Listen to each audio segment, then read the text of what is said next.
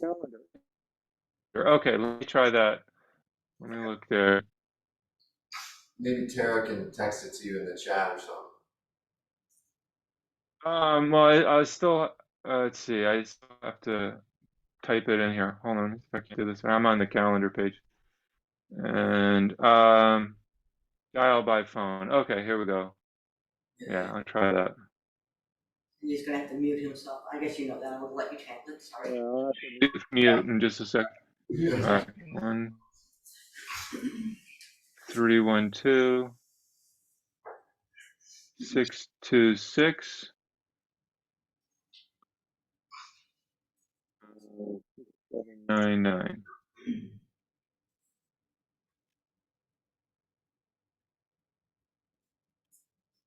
ID followed by pound.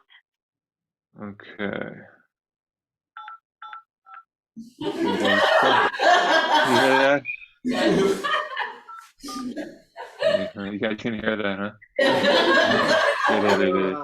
Was a note that I was seeing over your head that said that the Zen Fields network bandwidth was very low. This meeting ID does not exist. Please re-enter your meeting ID followed by pound. Okay, hold on a second. It's telling me to now I'm getting it. Yeah.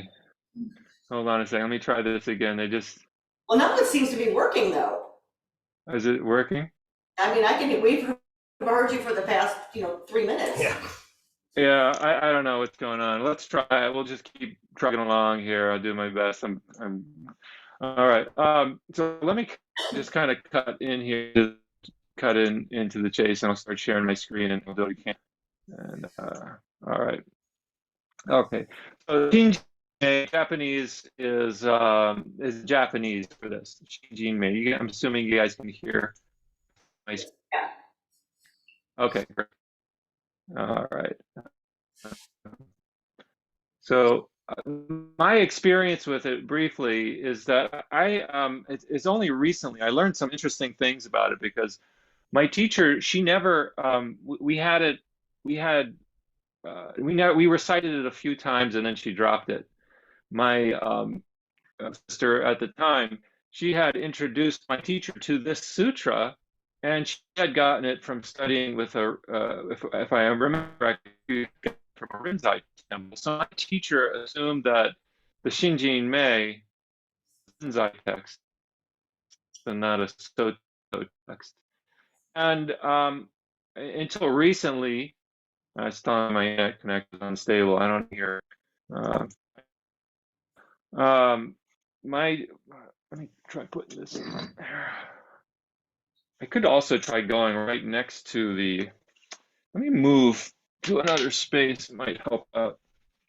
If you want, you can call my cell phone and we can try it that way. Well, let me move right next to the antenna where the thing is. I mean, it shouldn't be an issue, but it seems to be wanting to be an issue. Let's try. I don't know if the guy downstairs is doing something online or something. I don't know. It may very well be. But here I am. I'm gonna be right next to the thing here. We'll see if that makes any difference. It's in my chair. It's in my wife's chair. All right. Yeah. So okay.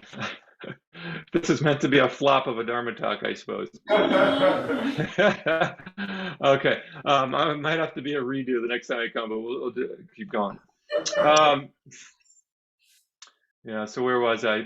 So my teacher wasn't interested in chanting it after a while. We did it a few times, and it was based on the Rochester Zen Center's way of doing the chant, they have it up on their website. I did a lot of little research this past week on this poem. They still have it on their website, and you can hear it being chanted. And basically, it does one verse in one tone, and then it drops down to a different tone in the next verse. And then the next verse, they go up again and down. So it's not a monotone chant, at least the way they do it at Rochester Zen Center. And this also really kind of, my teacher wasn't interested in doing that because she'd never experienced anything like that in Japan. She thought of it as a Rinzai text. We read it a few times together and kind of studied it a little bit. I mean, the central aspect of it is consistent with Zen teachings, that namely this idea of letting go of preferences. So it's not like it's totally unorthodox, but it just up to her knowledge, it wasn't a part of Soto Zen liturgy.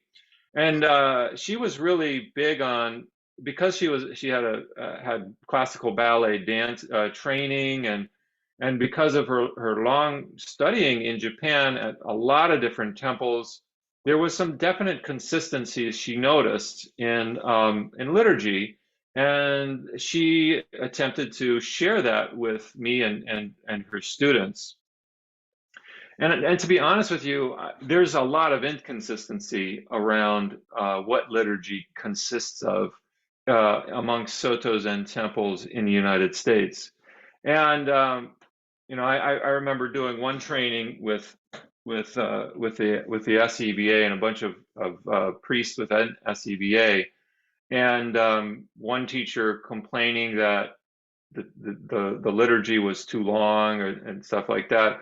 And I think that there's been a lot of liberties taken by priests that either they weren't aware that they were taking liberties, or they just didn't have the experience of training in Japan to know that there is actually a kind of a set form. And when I say set, I use that word somewhat loosely because there are variations between temples. But for the most part, if you do any kind of training, and this is for priests, for monks and nuns, so again, it's just keep that in mind. If you go to a training temple, there's a set number of sutras that are generally done.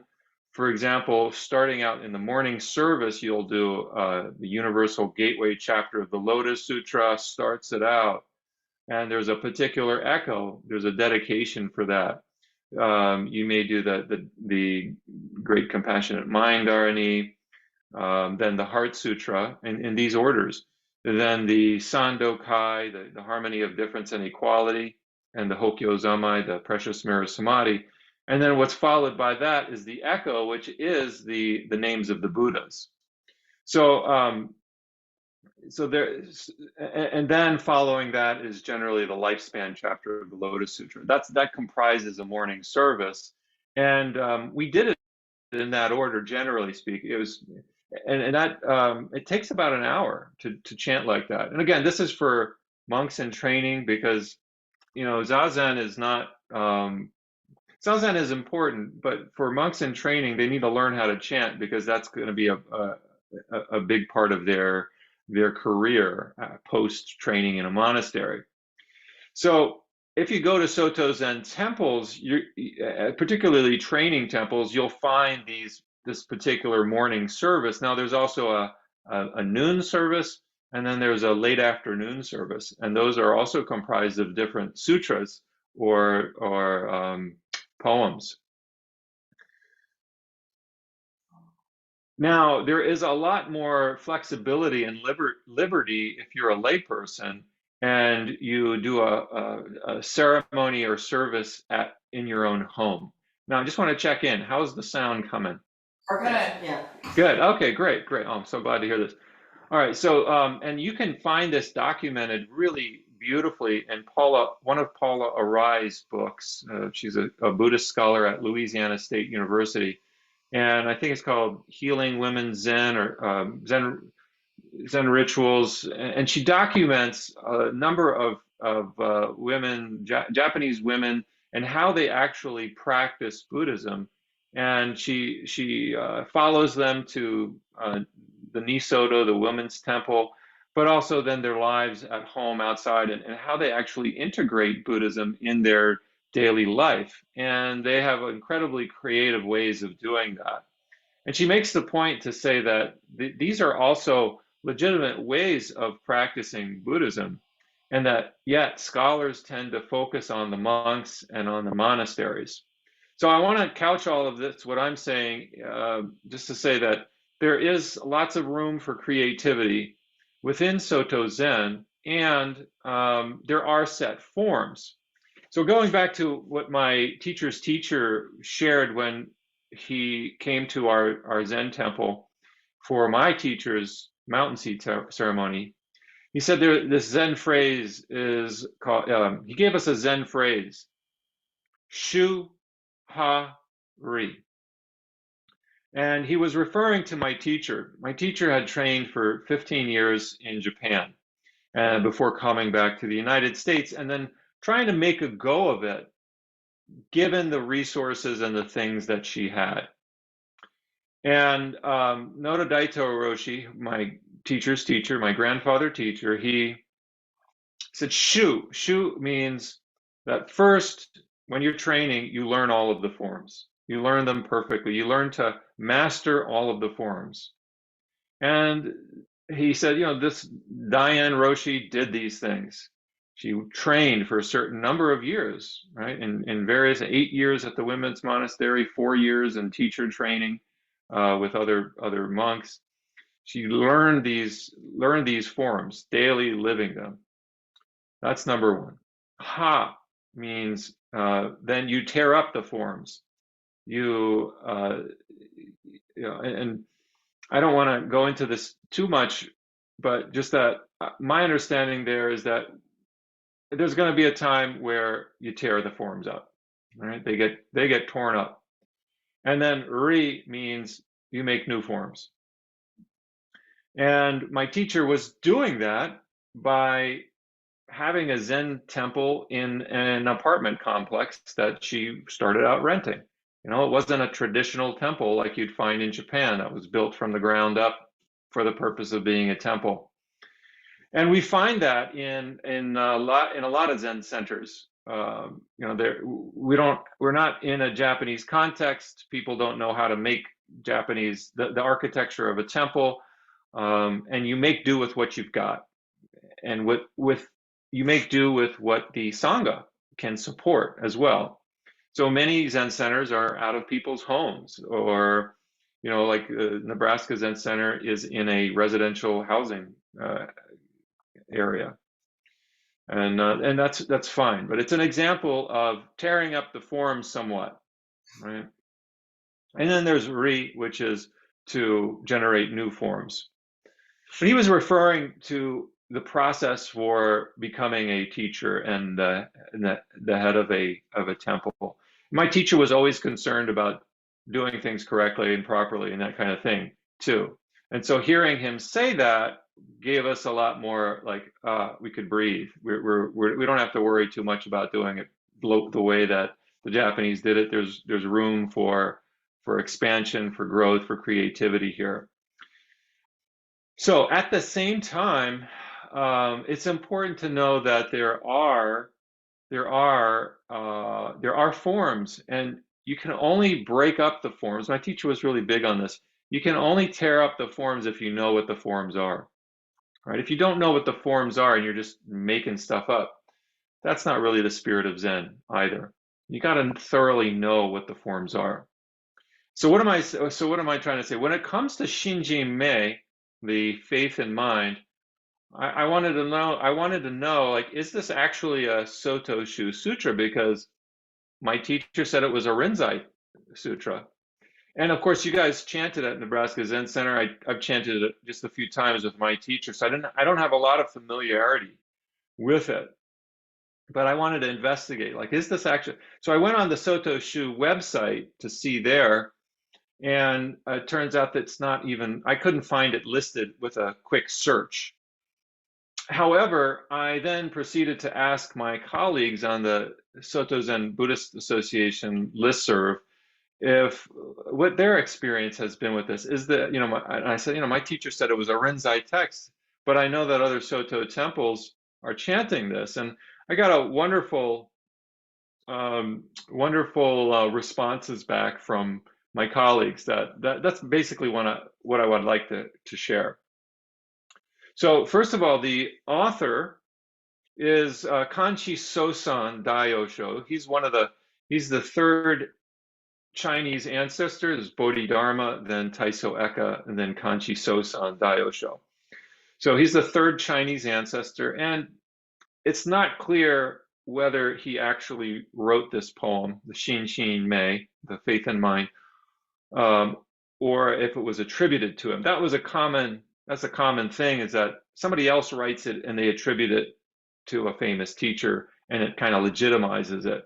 This is a common thing that's happened within Buddhism, and I would suspect other religions as well. But let's just say it was written by Kanchi Sosan Daiyosho. Okay, let me.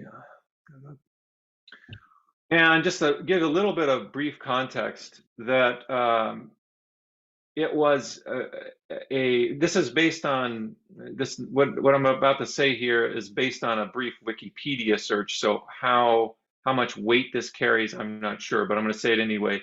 It makes sense to me that the Xin Xin Mei was a response to popular Pure Land teachings, namely faith in Amida Buddha. So Pure Land Buddhism is probably more popular in Japan, and I'm not sure about China, but maybe so there too, than Zen is. And it got some traction, and one of the main teachings within Pure Land Buddhism is an unwavering faith in the Buddha of the Pure Land named Amida, or the Buddha of infinite light. It's a beautiful practice. We are friends with the Pure Land folks that are from Taiwan, down in Des Moines. In fact, we just had a retreat at the Pure Land Buddhist Center yesterday. But anyway, so faith in mind could be considered perhaps a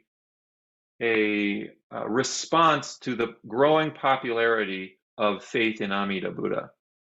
So the Zen take on this, on faith, is to put it not in Amida Buddha, but to put it in mind.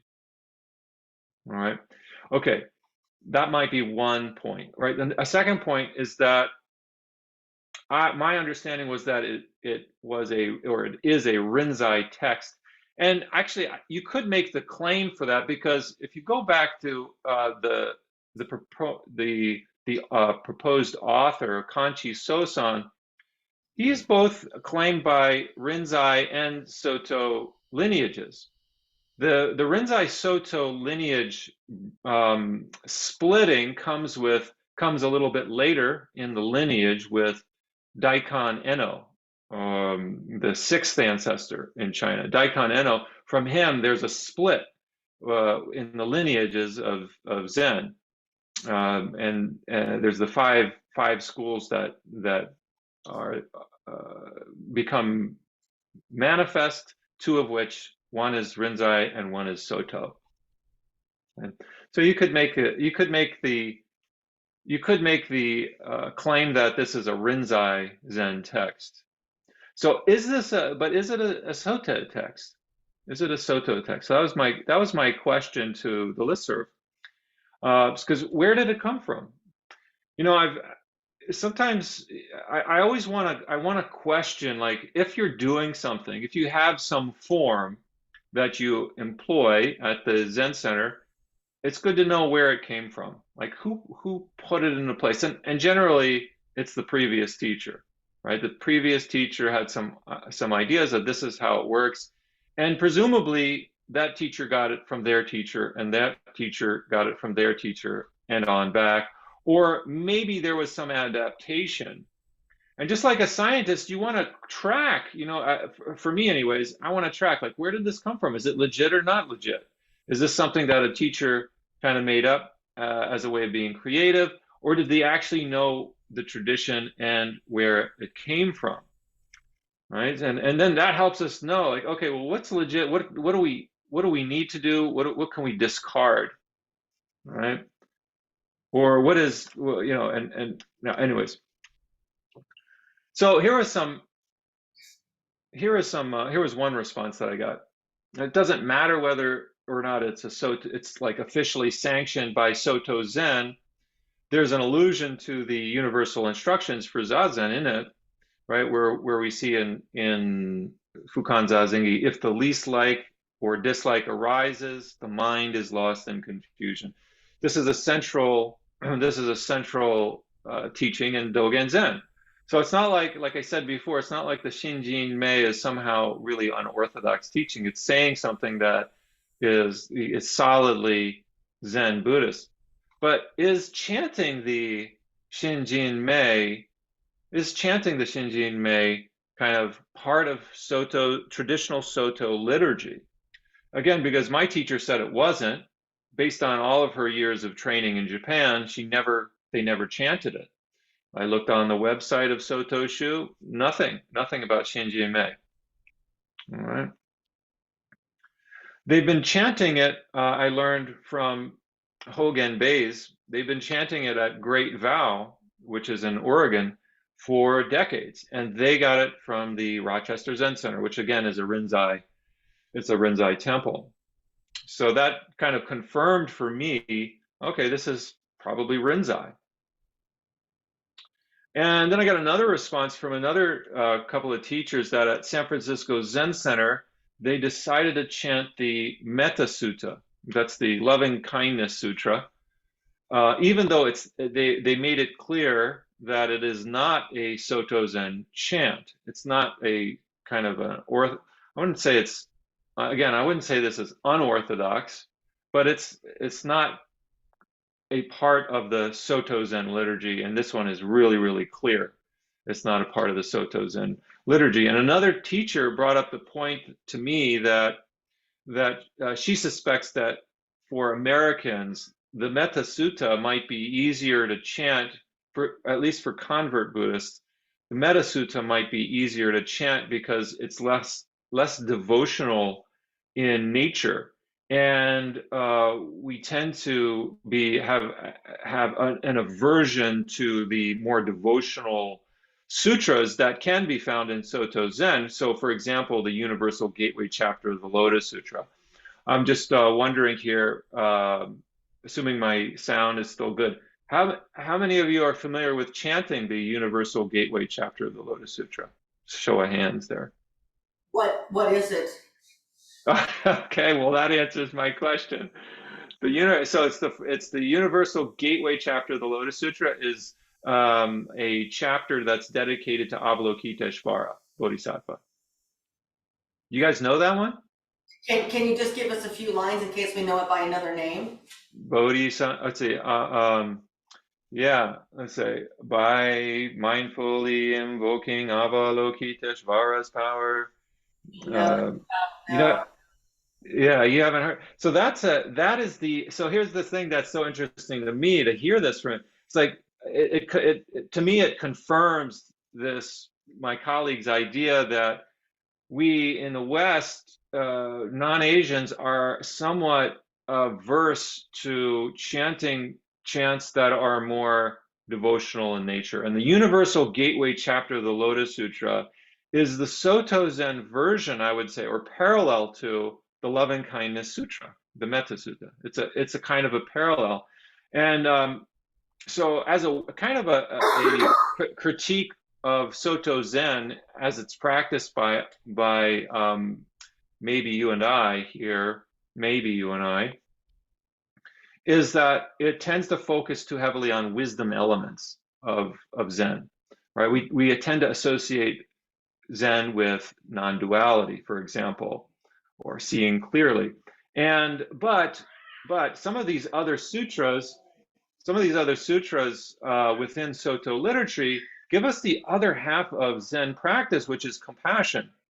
And so in the Universal Gateway chapter of the Lotus Sutra, for example, there's a strong element of compassion where the Bodhisattva Avalokiteshvara, Avalokiteshvara is the one who hears the cries of the world.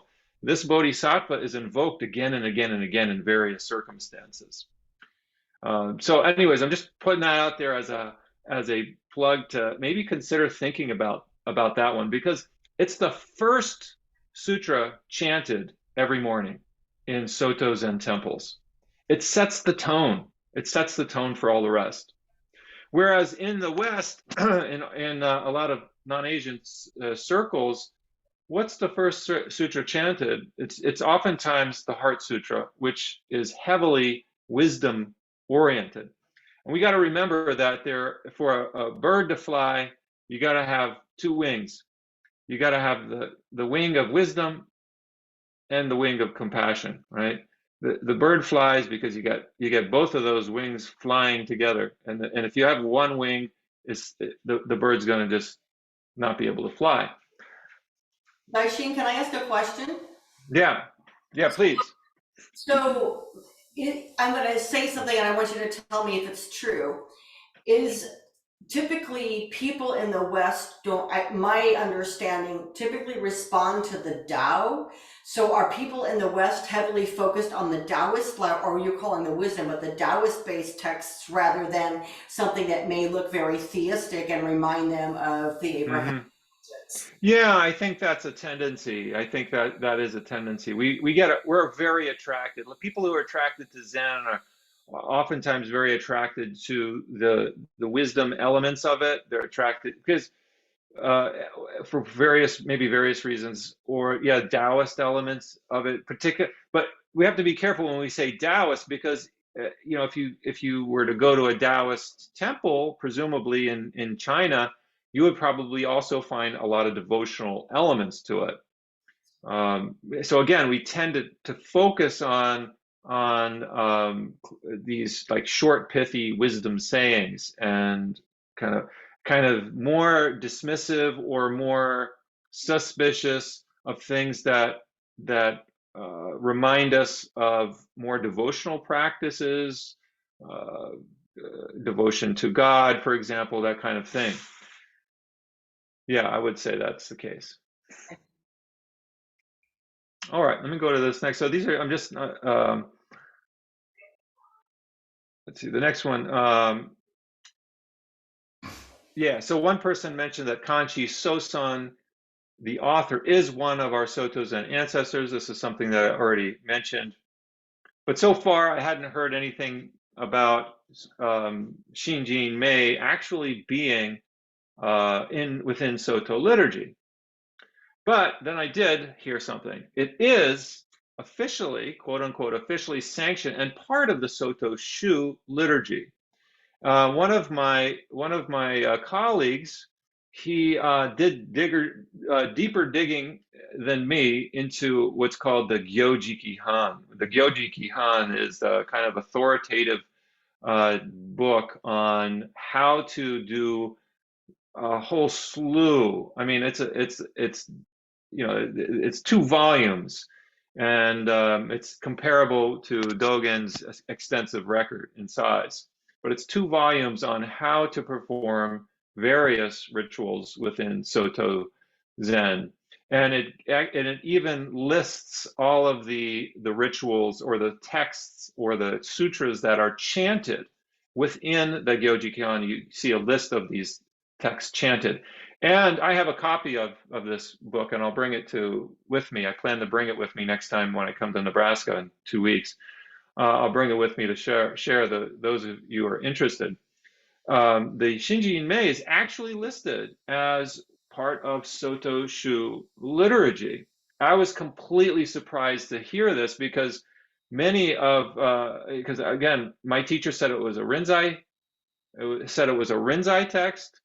A lot of the Japanese monks that were on, let's just say 3 of the people in the listserv that responded to this question had all trained in Japan, and none of them had chanted the Shinjin Mei.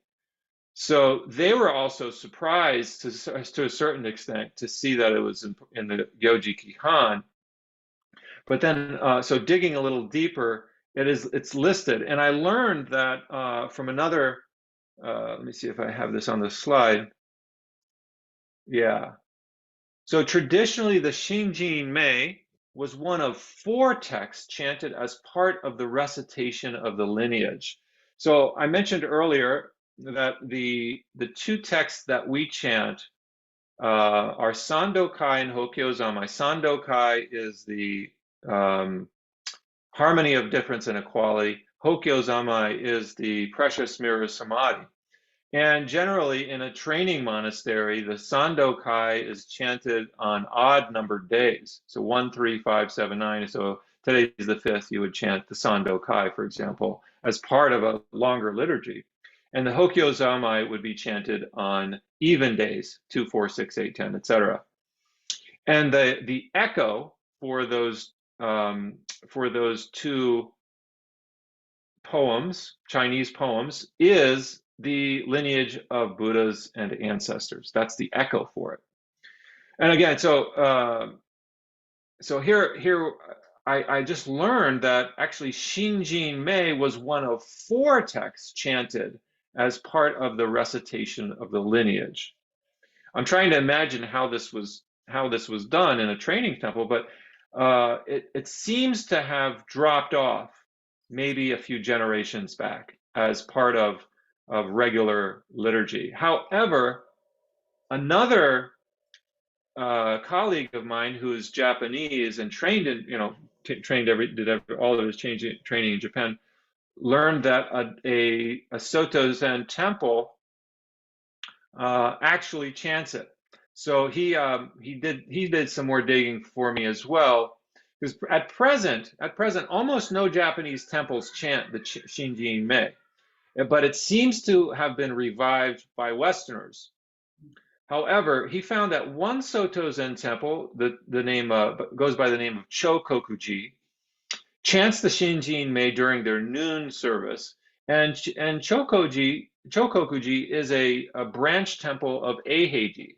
And for those of you who are interested in this stuff, Eiheiji is the temple that was founded by Dogen Zenji, and it is one of the 2 considered head temples of Soto Zen in Japan. There's 2 of them, Eiheiji and Sojiji.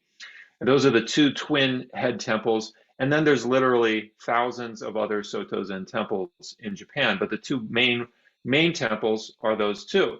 So Chokokuji is a training temple that is a branch of one of the major head temples in Japan, and they're actually chanting it during their noon service.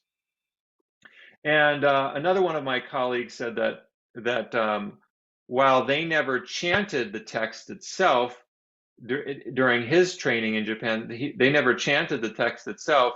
His teacher had taught on the text of the Shinjin Mei. So again, so it's just interesting to see this where did the chanting of the Shinjin Mei come from?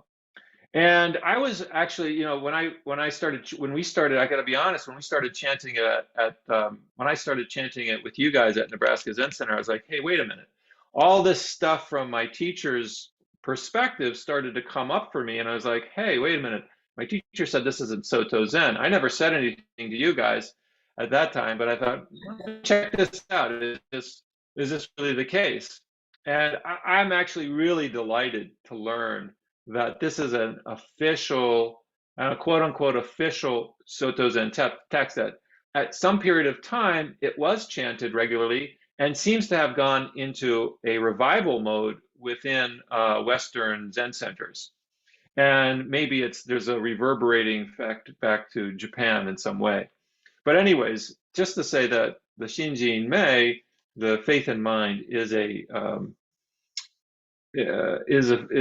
something that you can find within Soto literature. Now, let's see, I want to check on okay. Just check on the time here, 11:25. Well, I wanted to say just a little bit about the title, if I may, but let me ask you guys before I shift here, is there any questions about what I've shared so far or comments about it?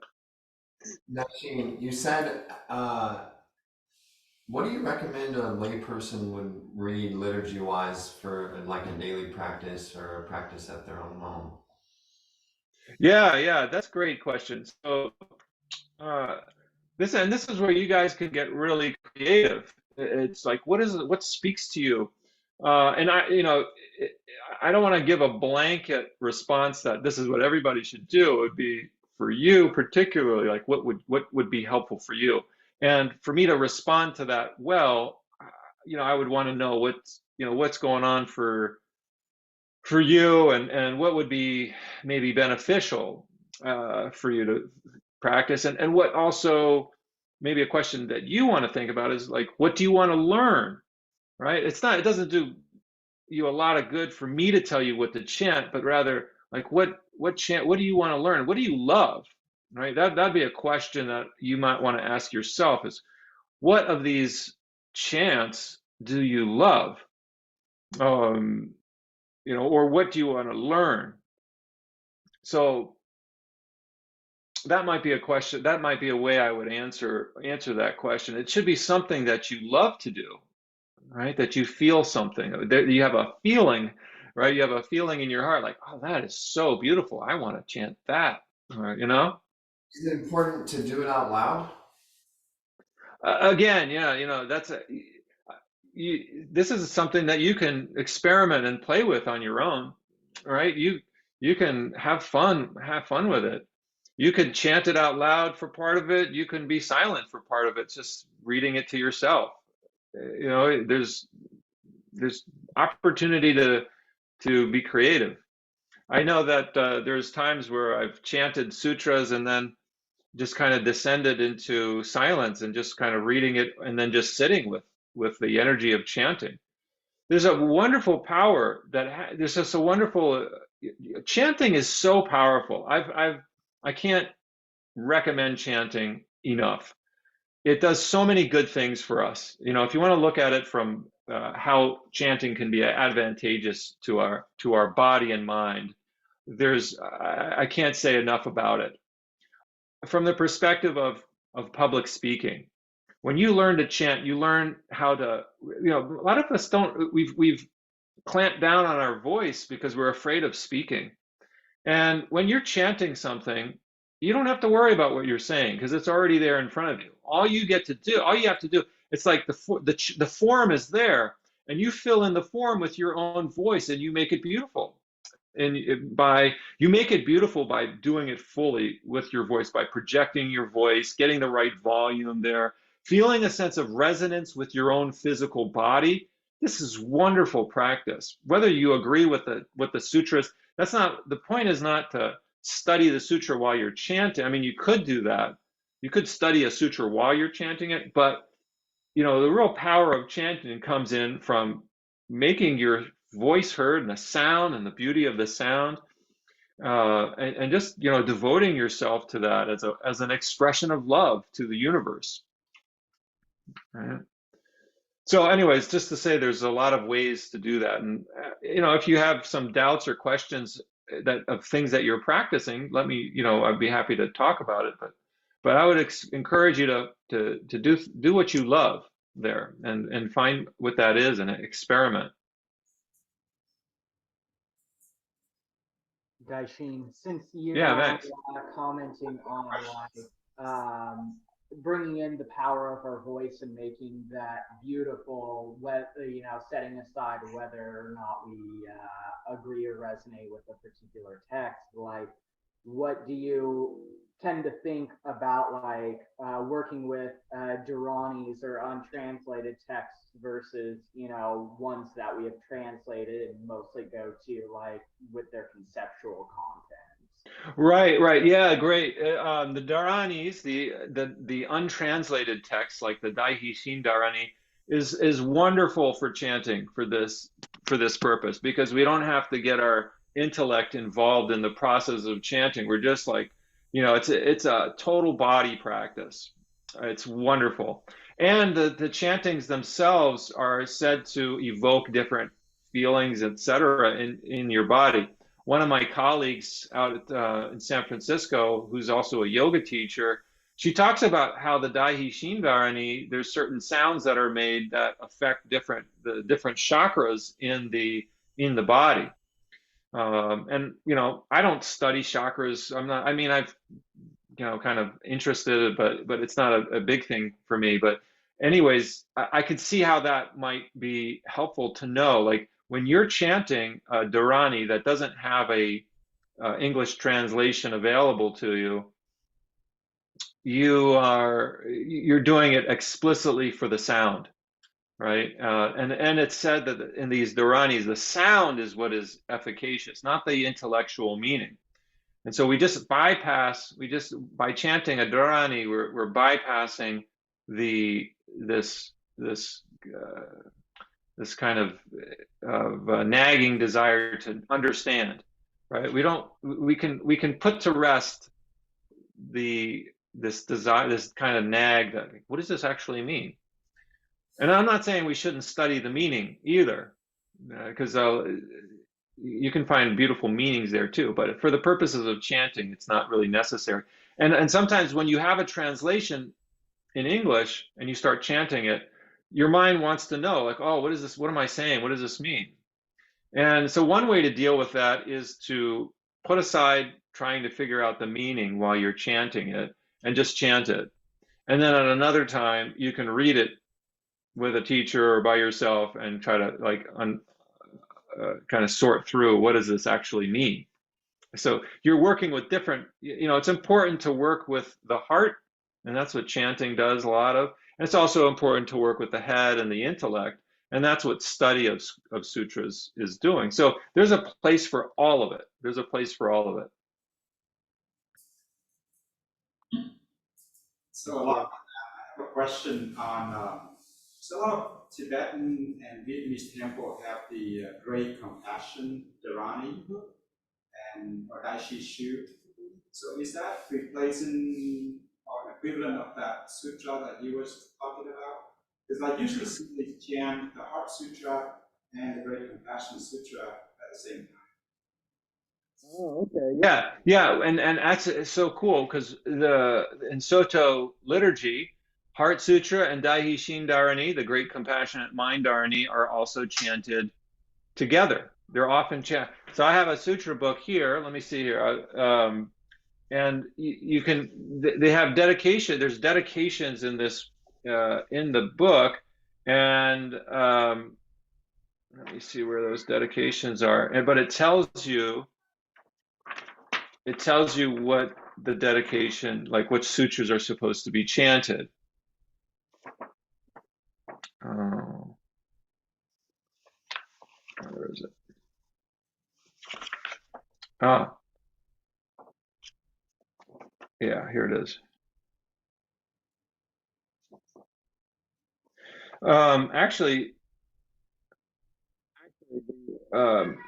so the very first echo, the very first transfer of merit in the Soto Zen, the first one of the day in the morning ceremony, is a dedication where you have first chanted the Universal Gateway of Avalokiteshvara Bodhisattva. That's a chapter of the Lotus Sutra. Then the Daishin Dharani, which is what you were just talking about, song. And then, and I know that's done, I understand that that's done in Vietnamese as well. So those two are going together. And then the following echo is for the Heart Sutra. So you get infused with love first. The first set of chants in a Soto Zen liturgy is to infuse the chants with love, and then you go to the wisdom element, right? The Heart Sutra, and then you go a little deeper into the wisdom element by chanting the harmony of difference and equality and the precious mirror samadhi, followed by the lineage, right? And this is more of a devotional practice, is because you're chanting the names of all of these wonderful teachers that have passed on the Dharma. And the Daishin Dharani is chanted a second time, right? You're returning to love, and this is dedicated to one's immediate teachers. Followed and closed, usually it's closed by the lifespan chapter of the Lotus Sutra. And that's dedicated to the deceased members that have made donations to the temple, that keep the temple going, to Sangha members that have deceased. That's the lifespan chapter. Yeah. And there's other, it's again, I don't want to present this like it's set in stone because it's not. I think there's been a lot of creativity. But my point is that it's good to know the form, right? It's good to know where things came from. It's good to practice the form. And then you can have, once you have that form, there's freedom to tear it up, but at least you know where it comes from. You can't break the rules unless you know what they are. Exactly. Exactly. So I have more to share on Shinjin Mei, but I feel like it's taking us in a kind of different direction. It's like going into the meaning of the title and the first line. So maybe I'll save that for when I come in on the next time around, and we can go into I want to honor this poem. I think it's a very deep poem. The fact that it's within Soto Zen liturgy again to me is beautiful. Maybe I'll start really taking this chanting into an earnest. And I was also introduced to a couple of different translations of it as well. So I'll share those with us. Any other questions or comments? Did you dig up why exactly the Shinjin Mei mostly died out or went into disuse in so many places? Right, yeah, that's a good. I don't know. I don't know. Probably One because it's so teacher long. suspects it may have been. What's that? Probably because it's so long. Am I breaking up? No, yeah, a little bit. Why is it so No, long? I'm saying that's Well, okay, let me ask. that's probably why that they nixed it because it's so long. Oh, maybe. But one of the teachers said made the suggestion that it may have been a generational thing that it kind of dropped off. But yeah, you're right. It might be that it's quite long, and they wanted to do other things as well. That may have been a consideration, but I don't know. There's no conclusive. I haven't found a conclusive answer to that question, but it's certainly curious to me. Like, why did it drop out of general use? The monks in training, that's a huge part of training, is memorizing chants that you would then use. Maybe a possibility there is that because the monks in training are often chanting for lay people for memorial services, and so there's memorial services and funeral services. That's one of their chief jobs, is chanting for those events. And the Shinjin Mei, to my knowledge, now again I could be wrong, but Shinjin Mei is not the kind of chant that you want to do at a funeral service or a memorial service. That's why you chant the Universal Gateway chapter of the Lotus Sutra, right? It has a lot of heart in it. It has a lot of love in it, and that's a lot of times what people need to hear. Is this like you need to connect with compassion. Same for the Lifespan chapter of the Lotus Sutra. Those two are more devotional in nature, whereas the Shinjin Mei is this non-dual aspect. And keep in mind, with the Heart Sutra, it's also very non-dual, but a lot of Japanese don't even know what it means, and it's become almost like a dharani for Japanese. My friend, who's my calligraphy teacher, Mariko Tachihara, she said she didn't understand the meaning of the Heart Sutra until she came to the United States, and she heard us chanting it. So she had no idea there was an English translation. She had no idea what it meant. Partly because the Japanese chant it in a Chinese rendering of it, and it's more recently that it's been retranslated from the Chinese into colloquial Japanese, so that Japanese can actually understand it. So when they're chanting the Heart Sutra, they're actually chanting it as if it was a dharani. Mm-hmm. So I'm guessing that so to answer that question, I think it may be because it's not as relevant for monks for their jobs. Whereas when I went to Japan, I noticed that, they're trying really hard to memorize the Lotus Sutra. That's what they're focusing. Lotus Sutra, Daishin Dharani, Heart Sutra. Those are the main ones that you got to know. Sandokai and Hokkyo Zanmai, they know all of those.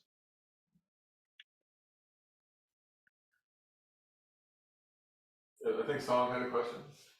No, just a comment. That's the same with the Vietnamese experience. Like I didn't understand growing up a lot of those sutra until I came to the Nebraska Center. Yeah. And that's how I learned. Like I correlate with a lot of texts, like Heart Sutra and all that, and heard from Nonin and all that. So yeah, this are all Pali or Sino-Vietnamese language, so I didn't understand those.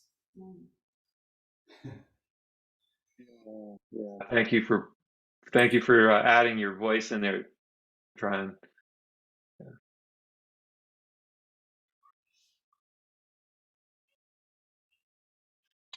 All right, if there's nothing else, let's close up. And I want to say I will look we'll look at this poem, this wonderful poem, a little bit more when I come. And so far my wife and son will be joining us next time we come. So it'll be 2 weeks, and it'll be more of there'll be opportunities for family-centered events. I'm hoping we do some children's program on Saturday morning. I have some, I can share my own strengths there. And if any of you want to help out with the children's stuff, if you have something that you want to share with children, let me know, and we can work together. It's not a solo job working with children.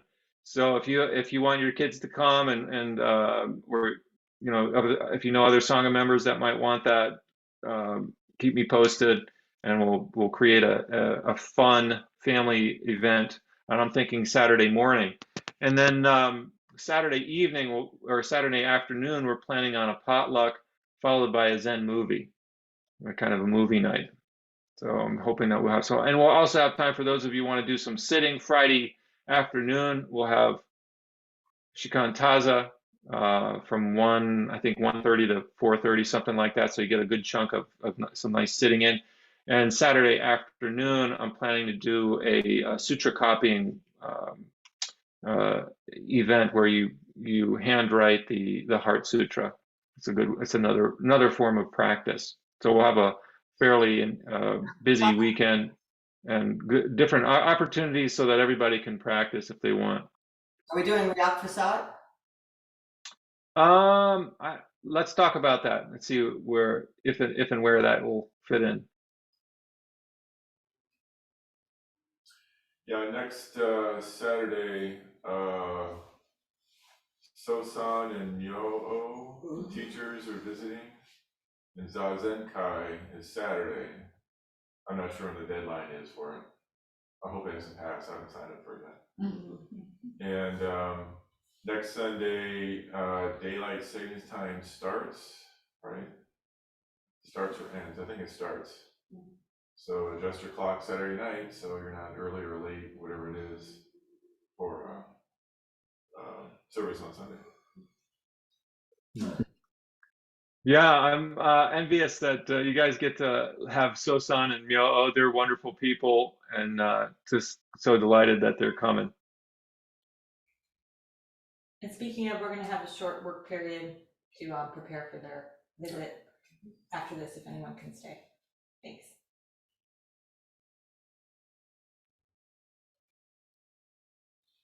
Okay, we can go and close. Call and response. The many beings are numberless, vowing to carry them across.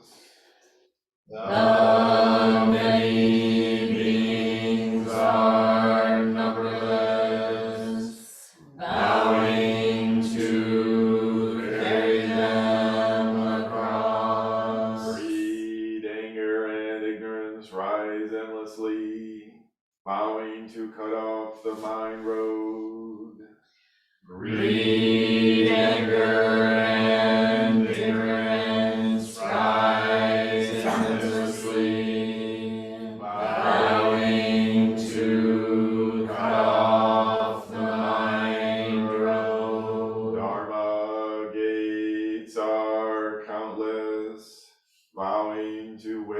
to them all. Dharma